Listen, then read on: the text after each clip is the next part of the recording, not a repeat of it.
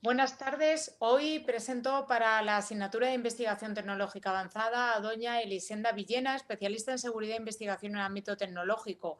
Ha sido profesora de la Universidad de Salamanca en el Instituto de Ciencias de la Seguridad, pertenece a diferentes asociaciones internacionales de investigadores privados, ha participado en decenas de congresos internacionales, tanto en Europa como en América. Es para nosotros, por tanto, un verdadero lujo y un placer tenerte aquí, Elisenda, para participar en esta ponencia y explicarles a los alumnos algunas de las cuestiones relacionadas con el mundo de la investigación privada y especialmente en el ámbito de la ciberinvestigación, de la ciberdelincuencia. Gracias, Elisenda, por querer participar en esta entrevista. Hola, buenas tardes. Muchas gracias a vosotros por contar conmigo. Es un verdadero placer participar en este proyecto. Muy bien, Elisenda. Yo lo primero que quería preguntarte es cómo se llega a ser detective privado, qué significa serlo y qué diferencia hay con otros profesionales. Bueno, pues para ser detective privado lo primero que hay que tener es ganas de serlo, hay que tener curiosidad, hay que tener ganas de no quedarse con una sola respuesta, de querer saber qué hay detrás de la puerta. Y si tienes esas características, pues ya tienes mucho. Y si no, pues tienes que desarrollarlas, porque hoy en día se tiende a ir muy deprisa en las investigaciones y quedarnos con lo primero que encontramos. Pero lo que es cierto es que para ser detective privado, pues hay que ir a la universidad, hay que estudiar un grado de que son 3 años y luego con eso eres licenciado, por decir algo, en investigación privada, pero no eres detective privado hasta que solicitas la tarjeta de identidad profesional en el Ministerio de Interior y este te lo otorga. Después de eso te puedes constituir como despacho, o sea, y entonces tendrás un registro nacional de número de despacho o puedes trabajar como detective para cuenta de terceros. También puedes constituirte en sociedad, cualquier tipo de sociedad, limitada, anónima, unipersonal, civil incluso, con un único requisito que se distingue del resto de sociedades de España, que es que todos y cada uno de los miembros que constituyen esa sociedad sean detectives privados titulados. Si trabajas por cuenta de terceros, trabajarás en régimen general de la Seguridad Social y no tendrás número de registro nacional de despacho. ¿Qué nos diferencia de otros profesionales que puedan realizar tareas de investigación? Pues la existencia de una ley, que es la Ley 5/2014 de Seguridad Privada, que quizás no tenga demasiado sentido que el detective esté incluido en esta ley, pero bueno, es la realidad y es lo que nos está legislando. Y yo te diría que en términos generales esta ley lo que hace es controlar, someter a un control muy férreo toda la actividad de los detectives privados por parte del Ministerio del Interior, amén de todas las legislaciones que existen en todos los ámbitos, pero con respecto a la de seguridad privada, pues bueno, tenemos muchos requisitos que cumplir, tenemos inspecciones, tenemos controles. Y la parte buena pues es que nos adjudica nos adjudica con carácter exclusivo y excluyente, según el artículo 48.1 de la mencionada ley, la investigación de hechos y conductas privadas por parte de personas, o sea, de terceros legitimados. Y lo que dice concretamente el artículo 5 es que esta atribución es con carácter exclusivo y excluyente. Por lo tanto, es tanto como decir, solo pueden investigar hechos y conductas privadas los detectives privados. Con respecto a la legitimación, no podemos investigar lo que nos dé la gana. Podemos investigar aquello que atañe a una parte que está legitimada, es decir, que tiene alguna relación con los hechos que se investigan. Normalmente es una relación contractual, porque en esta vida todo se rige por un contrato, derecho civil, derecho laboral, pero también de ámbito familiar. Si tienes una relación, un vínculo familiar, pues también estás legitimado a investigar. Dicho esto, yo creo que es interesante decir que además la Agencia Española de Protección de Datos, en su resolución E00128 y E007, exime al detective privado de informar al investigado. Esto es una gran ventaja en todo tipo de investigaciones, porque incluso investigaciones internas que más adelante comentaremos dentro de las empresas, a veces se abren investigaciones y bueno, pues existe la obligación de decirle al trabajador, te voy a abrir un expediente, vamos a iniciar un proceso de investigación, con lo cual eso truncaría la mayoría de las investigaciones. Y esto es importante saberlo porque a veces en ámbitos empresariales en los que ante la premura de investigar algo, pues se llama al informático para que haga determinadas cuestiones, se hace sin salvar este requisito, con lo cual, si después de ahí se deduce desde la procedencia de un despido hasta la figura de un delito penal, pues podría invalidarse todas las investigaciones por no haber cumplido la exigencia de informar al investigador. Por lo tanto, es muy importante tenerlo en cuenta. Y es muy interesante, desde luego, para los alumnos que además se quieran constituir en detectives privados o hacer luego la labor de ciberinvestigadores, que creo que comentaremos ahora después. Pero me interesa también mucho, Elisenda, que nos cuentes, que les cuentes a los alumnos si se investiga solo. Es decir, si no. hay un trabajo profesional o hay que trabajar en equipo. A eso tiende un poco toda la labor de los investigadores privados. Absolutamente se trabaja en equipo. Es decir, los detectives tocamos todos los palos. Un día investigas marcas y patentes, otro día propiedad intelectual, otro día falsificaciones, otro día bajas laborales, otro día delitos mercantiles, por lo tanto tocas todos los palos. Entonces, solo hay dos opciones: ser un detective con convenios o con asociaciones con distintos profesionales o montar un gran despacho multidisciplinar. Hoy en día lo del gran despacho, yo personalmente he trabajado en algunos años en mi vida en un gran despacho que teníamos pues un departamento de informática forense, teníamos un departamento de audiovisual, etcétera. Y bueno, eso requiere tener un volumen de negocio que te esclaviza porque tienes que estar haciendo girar la rueda. Por lo tanto, hoy las asociaciones puntuales o reiterativas, pero para cada caso que tienes, tú tener tu profesional de confianza con el que trabajas, es lo que cunde y es lo que impera. Porque, o sea, un detective no puede saber de todo, porque el que quiere saber de todo no lo hace todo mal. Entonces nosotros, y pondré algunos ejemplos, porque hay que pensar una cosa, que el detective, su deber es ofrecer en sus informes una panorámica fiel de lo que acontece alrededor de cada hecho que estás investigando. Es un testigo profesional, no es un testigo cualquiera, es un testigo profesional. La ley de enjuiciamiento civil así lo recoge. Y por lo tanto, lo que no puede hacer es dejar duda de su neutralidad. Entonces, todo aquello que no dominas es muy necesario o muy recomendable al menos ampararte en un profesional que lo domine y que pueda hacer sus aportaciones desde la objetividad y desde la neutralidad. Eso va a ser lo que le va a dar fuerza y solidez al informe, que al final es un informe que va a acabar en los tribunales de justicia. Por ejemplo, yo investigué el incendio que hubo en el parking de Paseo de Gracia en Barcelona y bueno, necesitábamos un peritaje de un ingeniero de obra civil. Pues llamamos a un ingeniero de obra civil y hizo su parte del trabajo, ¿no?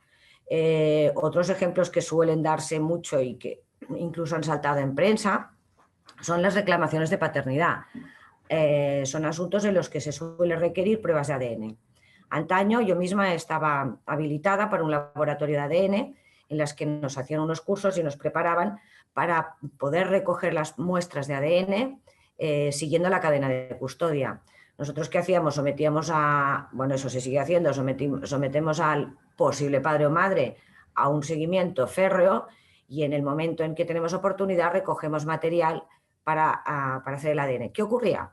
Que luego al principio de estas, claro, las novedades en las técnicas se van implantando poco a poco. Los profesionales las cogemos, pero luego los abogados también tardan un poco en entender de eso.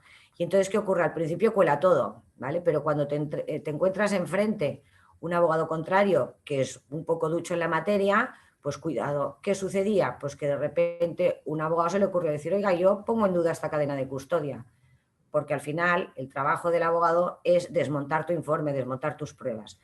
¿Y qué ocurría? Pues que el juez, bueno, pues veía también que podía haber un fallo en la cadena de custodia, pero pues la aportación de esa información ya le daba al juez pues el convencimiento de que podía ser todo real y instaba de oficio una prueba de ADN. Ahora directamente lo que hacemos es recogemos la prueba, obtenemos la información, la pasamos y entonces se insta al juez a que lo haga que lo haga de oficio. Otros ejemplos que puedo explicar de colaboración con otros profesionales son, por ejemplo, las investigaciones internacionales de repercusión, como que se han hecho, que yo he hecho con periodistas, por ejemplo, cuando encontramos a Paesa, a Francisco Paesa, que se había dado por muerto, y en la agencia que yo trabajaba lo encontramos vivo en París. Ese fue un trabajo que lo hicimos en colaboración con la prensa, porque la prensa te abre muchas puertas en según qué sitios. ¿Qué quiere decir? Pues que a veces un periodista de investigación también te puede servir. Y otro caso, por ejemplo, el caso Madeleine, que lo investigamos en Portugal y personalmente yo llevaba el asunto allí y hicimos una coincidencia de pistas que nos llevó a pensar que podía estar la niña arrojada en un siempre me sale en portugués, en un barragem, en un lago artificial, sí. Entonces contratamos a unos buzos, fondearon el lago y encontraron unos huesos. Cogimos los huesos y los llevamos a un criminalista. En aquel momento el criminalista también era detective privado, pero si no lo hubiera sido un criminalista. El criminalista los analizó y nos dio su informe diciendo que eran huesos de animal. Por lo tanto, ya vemos, he ido muy rápido, pero que las colaboraciones pueden ser, o sea, en tema de tasación de arte, pues igual, o sea, yo puedo entender un poco de arte, pero si quiero saber, si busco un tasador, o de tasación de edificios, un montón de cosas. Y últimamente, yo diría que el tema por excelencia más recurrente es la ciberinvestigación. ¿Y por qué? Pues porque la investigación electrónica digital está cada vez más presente en el día de todos y sobre todo en el de los detectives privados. La ciberinvestigación es un término que se ha acuñado para definir una investigación que se desarrolla en red. Y la verdad es que lo que se llama la World Wide Web no es más que una cibersociedad, porque es una cibersociedad en la que hacemos exactamente lo mismo que hacemos fuera de la cibersociedad, en la, digamos, natural, ¿no? Compramos, vendemos, tenemos reuniones, asistimos a clases, recibimos clases, acudimos a estrenos, vemos teatro, compramos entradas, compramos billetes, alquilamos vehículos. Quiere decir que todo lo que tú antes ibas a una agencia, comprabas un billete, ahora lo haces por internet. Eso no quita que allí se deban cumplir todas las normas que rigen en la sociedad normal, digamos. Claro. Y por lo tanto es un espacio en el que ocurre todo tipo de cosas y es tan importante recoger pruebas, escoger cómo recogerlas y tener los cuidados necesarios para que esas pruebas sean válidas exactamente igual que cuando vas en la calle haciendo un seguimiento, ¿no?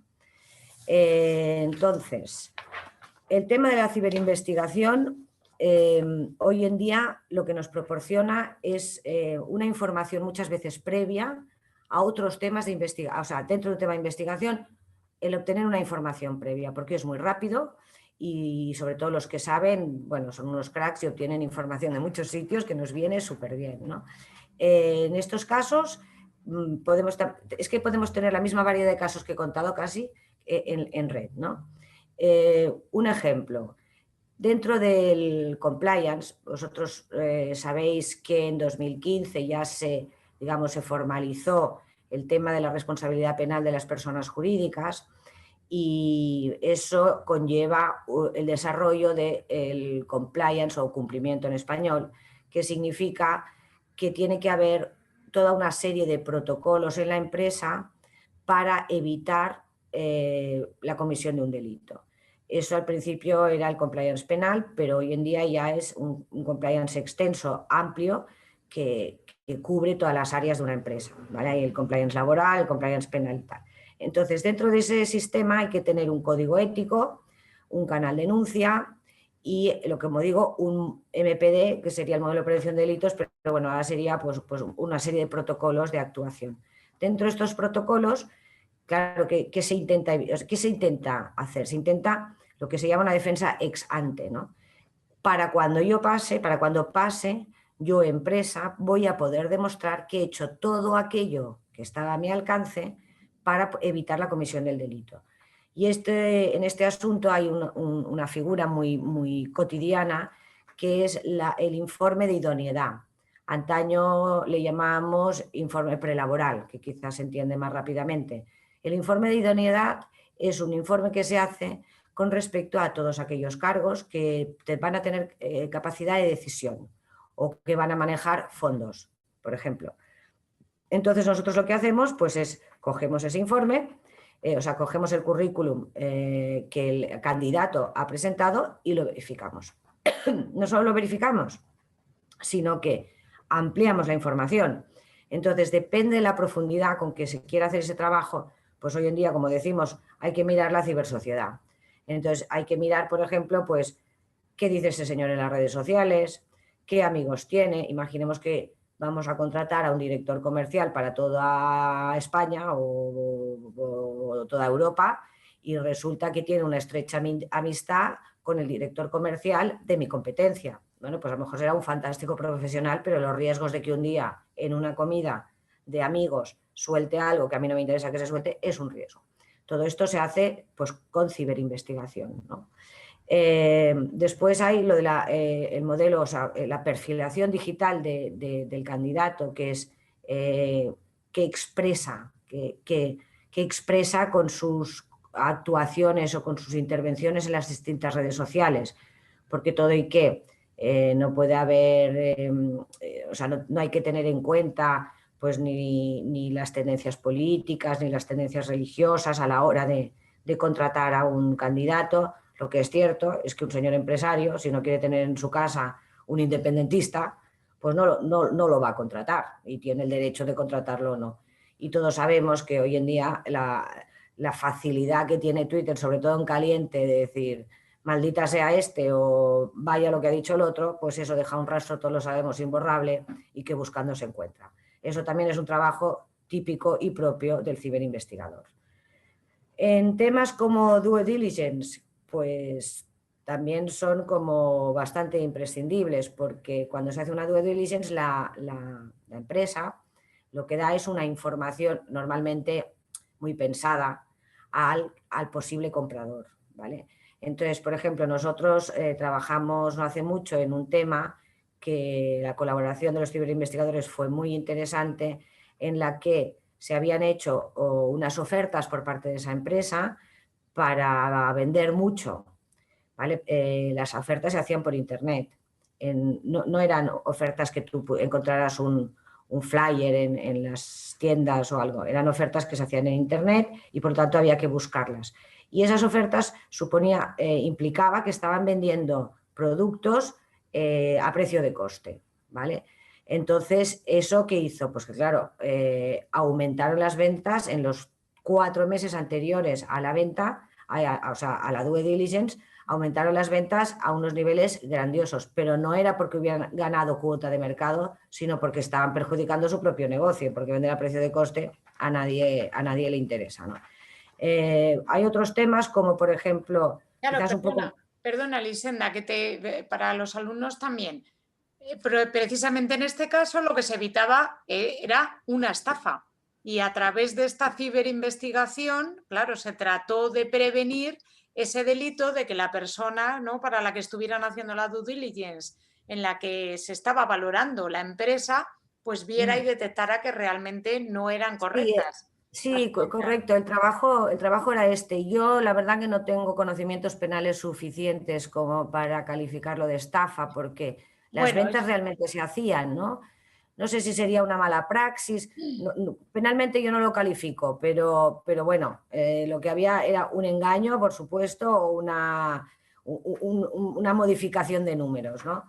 Pero la verdad es que se salvó la empresa que estaba interesada, se salvó de caer en una trampa gracias a este gran trabajo. Hombre, Que muchas veces lo hace. por eso hace pocas semanas hemos tenido, de hecho, una condena a una multinacional española como Pescanova, precisamente con un tema parecido, muy similar, en el que se estaban falseando esas cuentas cuando se vendió parte de la empresa a un tercero, a una empresa luxemburguesa, ¿no?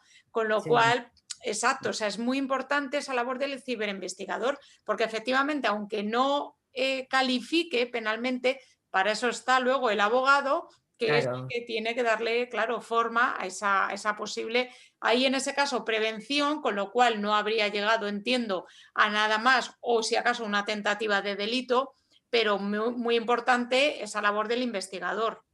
Por supuesto que sí. Claro. Muy interesante lo que dices de las que te he dicho, yo no califico, porque mucha gente le gusta poner en los informes conclusiones, ¿vale?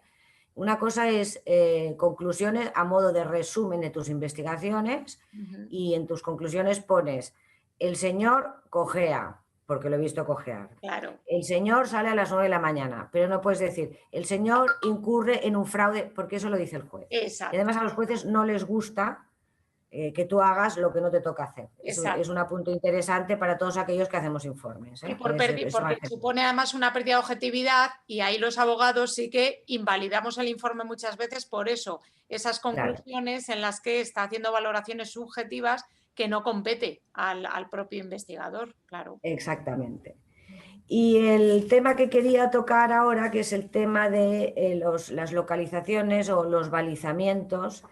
Este es un tema un tanto peliagudo que a veces se llevan a cabo un poco alegremente y que se tiende a pensar que el ciberinvestigador lo puede hacer en solitario, ¿vale? Y como he dicho y repito, la cibersociedad es una sociedad al amparo y protegida por todas las leyes exactamente igual que cuando vamos a la calle. Y para tú balizar, para tú llegar a Siempre se habla del principio de la proporcionalidad, la idoneidad y la legalidad. ¿Qué quiere decir esto? Que tengo que utilizar el medio menos invasivo posible para obtener aquello que yo tengo. Aparte de ser legal, tiene que ser el menos invasivo posible. Para llegar al balizamiento, siempre hay que haber intentado ejercer esa acción de una forma menos invasiva. Si yo quiero localizar a alguien, lo primero que tengo que hacer es ir a su casa, buscar si tiene un teléfono, mirar si tiene bienes y ver si los habita, una serie de cosas que es lo que hacemos los detectives cuando buscamos a alguien. Si ya no he llegado a encontrarlo porque el tío es un pirata y se ha largado, es igual, esto yo ya sé que no lo voy a encontrar, pero tengo que hacerlo porque todo eso va a justificar el que yo después diga, mire, señoría, he hecho esto y esto, nada que hacer, tengo un correo electrónico, le voy a meter una baliza que al menos me lo geolocalizará. Así lo puedes argumentar y lo puedes defender, porque hemos atendido al principio de proporcionalidad, idoneidad y legalidad.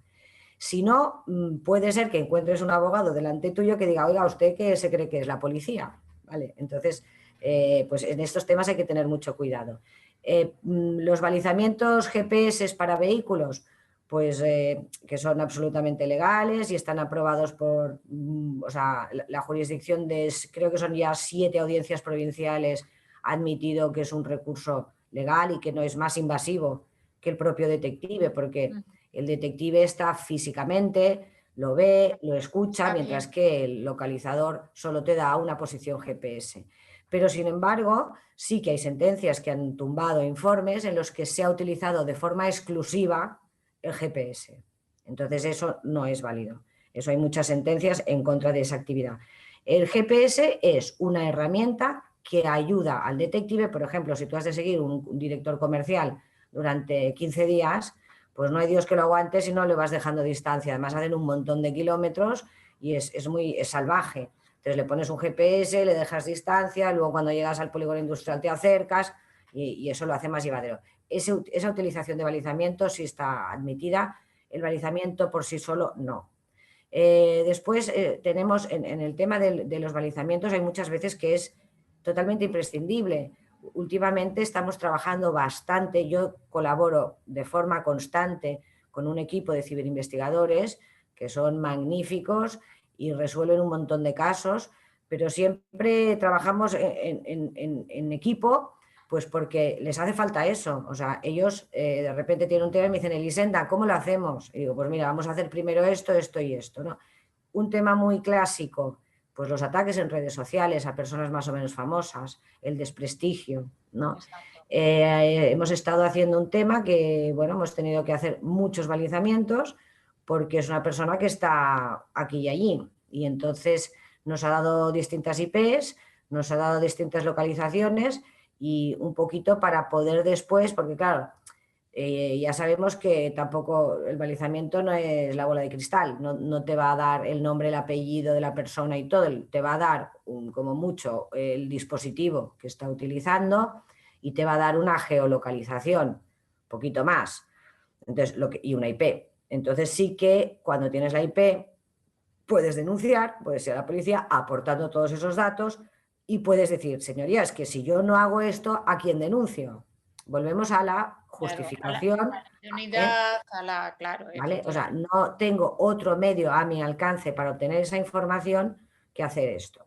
Entonces, esto sí que es un trabajo que yo os digo que si no, día sí, día no, está surgiendo a través de correos electrónicos, ahora por ejemplo, supongo que los que escuchen esto conocen estos programas que se llaman Bomber o algo así, que se programan y venga, van saliendo correos electrónicos. Bueno, pues masivos, temas de estos estamos trabajando ahora, que son muy complejos y la verdad es que no soy ni siquiera capaz de decir todo lo que están haciendo en ciberinvestigación porque se me escapan muchas cosas, pero que sin este trabajo es imposible.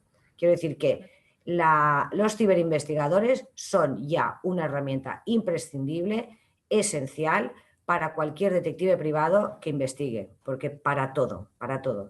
Y para los ciberinvestigadores es una herramienta imprescindible el detective privado. Claro. Con esta unión se hacen unos informes que son muy potentes y que, pensando en un litigio, pues el mejor de los abogados lo va a tener muy mal para desmontarlo. Entonces yo animo a que todo aquel que quiera investigar, primero se ciña a la legislación vigente y sea o no detective, tenga en cuenta esta ley 5/2014, porque esta ley sanciona a quienes compran y a quienes venden. Es decir, sanciona al cliente que está contratando para investigar a alguien y contrata a un no detective, y sanciona al que está haciendo la investigación y no lo es. Además de que después ese informe, si el abogado que está delante tiene un poco de conocimiento con respecto a esto, va a quedar invalidado en nada. Y aparte es que es muy bonito trabajar en equipo así, de verdad. Es decir, como conclusión, podríamos un poco llegar a esa idea de que tenemos la posible prevención de delitos y la posible luego comisión de un delito en el que yo contrato a un investigador privado que a su vez contrata a unos ciberinvestigadores para montar la prueba esencial de cara a que se pueda presentar ante un juez esa querella o esa denuncia para luego pedir a través de la policía judicial esas otras medidas ya más intrusivas, ¿no? Es decir, una colaboración en conjunto en el que es necesario, tanto para los abogados que quieren especializarse en temas de ciberdelincuencia, como para los posibles ciberinvestigadores, que tienen que ser no siempre del ámbito técnico, ¿no? Entiendo, Elisenda, porque muchas veces la ciberinvestigación puede ser en fuentes abiertas que tampoco exigen unos conocimientos de herramientas informáticas exagerados, ¿no?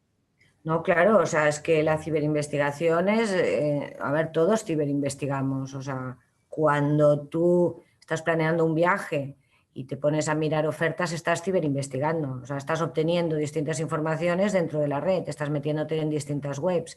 Bueno, porque tú te estás empleando el tiempo en conseguir el vuelo más barato para Hong Kong, pero si quieres buscar cualquier tipo de información, te metes ahí. Otra cosa es que si tú lo haces cotidianamente y estás al día y estás en foros y tal, encuentres herramientas que, por ejemplo, pues te ayudan a hacer...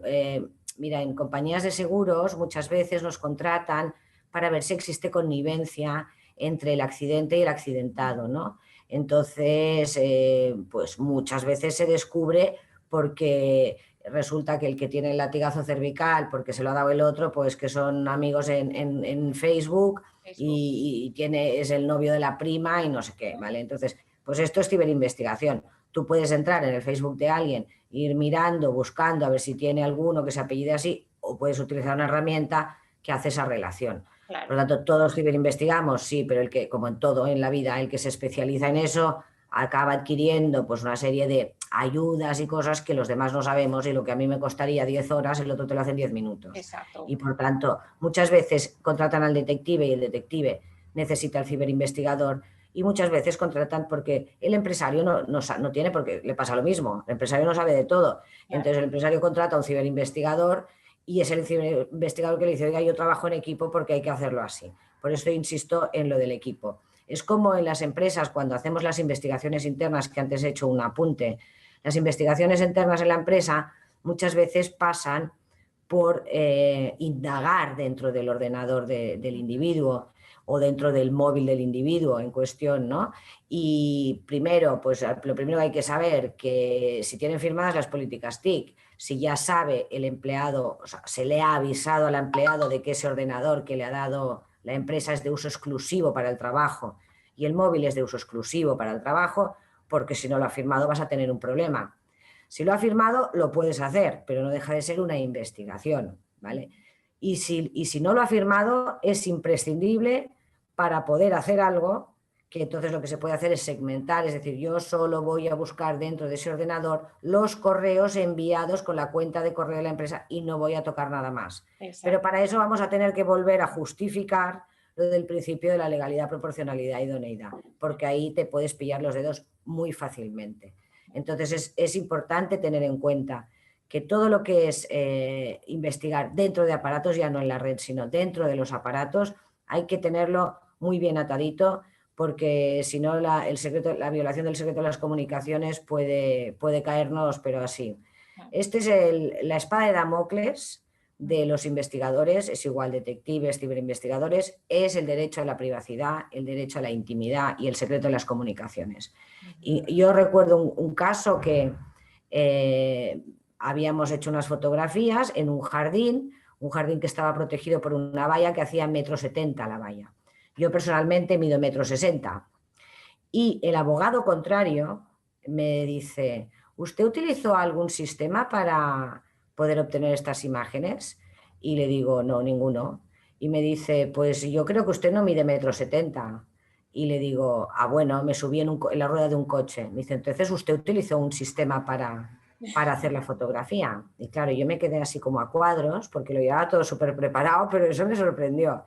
Y le digo, me está diciendo usted, fui rápida, y digo, me está diciendo usted que si yo llamo a mi compañero de 1,75 m no incumple y yo 1,60 m incumplo, ¿eso no es discriminación ante la ley por razón de talla? Y se acabó ahí. Pero fíjate hasta dónde llegó el otro cuando vio que aquellas fotos eran demoledoras, para tratar de invalidar la prueba, ¿no? Y el tío me miró y me dice, usted no mide 1,70 m y la valla del jardín medía 1,70 m, es imposible que usted hiciera la foto sin utilizar un medio, ¿no?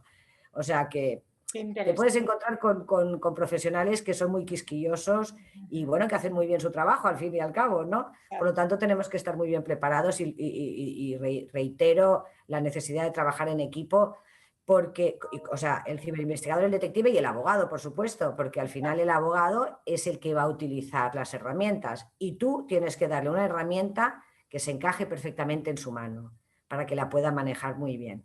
Ese es el mensaje final, diría yo. Elisenda, pues ha sido un placer de verdad escucharte. Muchísimas gracias por todo y bueno, de verdad que cualquier cosa seguro que los alumnos estarán deseando escuchar esta grabación con tanta claridad que les has expuesto. Pues encantada de que la escuchen, y yo tengo una web, si alguien quiere preguntarme algo, a través de la web se puede contactar si tienen una duda o quieren algún comentario. Estaré encantada de atenderlos a todos. Y muchas gracias a vosotros por permitirme este lujo de participar en vuestro proyecto. Gracias, Elisenda. Un saludo. A ti. Adiós. Adiós.